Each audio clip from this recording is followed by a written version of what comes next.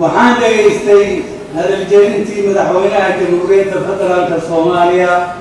mudane Maxamed Cabdullaahi Farmaajo uu ka horjeediyey fadhiga guud ee golaha shacabka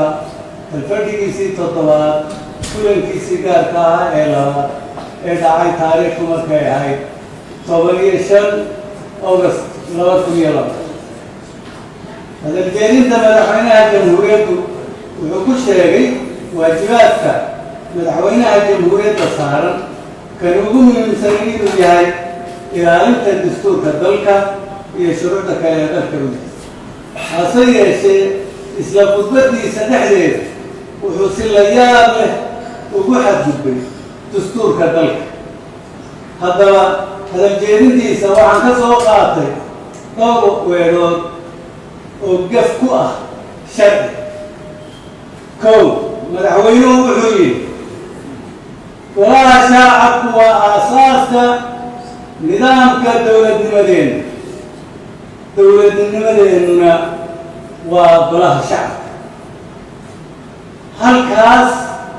waxaad ka arkaysaan madaxweynihii sharcigii oo dhan inuu tuuray oo golaha shacabku haddee waxa weeye ma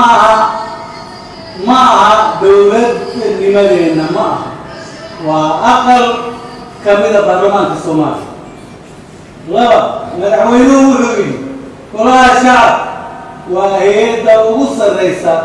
ee matalaadda shacabka Soomaaliyeed oo aad tihiin wakiiladii shacabka Soomaaliyeed ay soo doorteen oo halkan u fadhiya dowlad goboleedyada saddex madaxweynuhu wuxuu yidhi golaha shacab wuxuu wakiil u yahay dowlad goboleedyada wuxuu wakiil u yahay shacabka Soomaaliyeed go'aanada gaartaana waa in dalka oo dhan laga aqbalo waana sida caalamku u shaqeeyo madaxweynuhu wuxuu yidhi waxaan idiin caddaynayaa inaan halkan golaha shacabka ku soo celin doono heshiis wal oo aan la gaaro madaxda dowlad goboleedyada si aad kaalintiina dastuuriga ah uga qaadataan haddaba madaxweynuhu miyuusan ogeyn in dalka uu madaxweynaha ka yahay dal qaatay nidaamka federaalka oo ay tahay inuu yeesho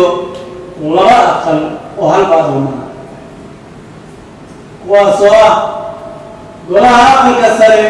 iyo golaha shacabka madaxweynuhu haddii uusan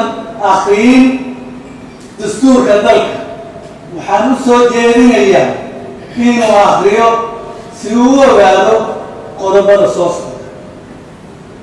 kow qodobka 55 ee dastuurka ku-meelgaarka ee qeexaya baarlamaanka federaalku inuu ka kooban yahay laba aqal oo kala ah golaha shacabka iyo aqalka sare laba qodobka 61 tirsigiisa saddexaad iyo 71 ee dastuurka ku-meelgaarka oo qeexaya in aqalka sare uu matalo danaha dowlad goboleedyada iyo ilaalinta nidaamka federaalka saddex qodobka 89 ee dastuurka ku-meelgaarka oo qeexaya doorashada madaxweynaha in ay dooranayaan labada aqal ilowshadowna inagu Soomaaliya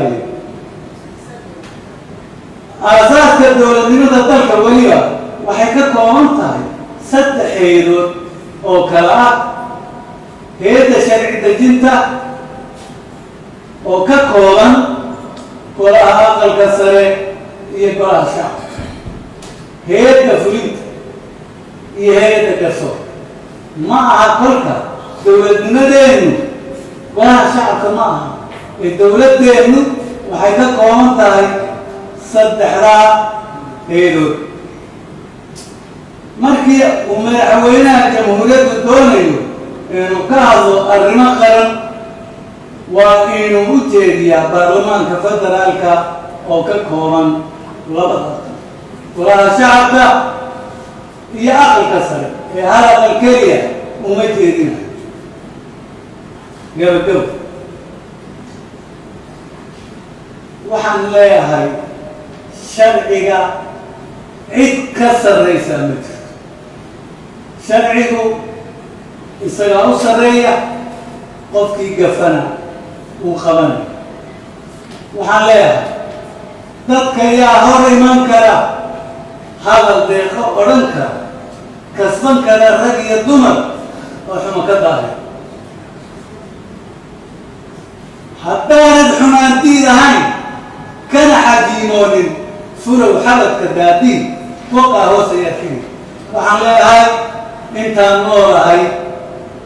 شرعي واليالين من الصومالية باربا نمط باربا دولة العدالة سميسان سكالي عدنا وقوة كلام ماي هذه أدوات ما سنتي انت أسر لها ونقل كساكم شيئا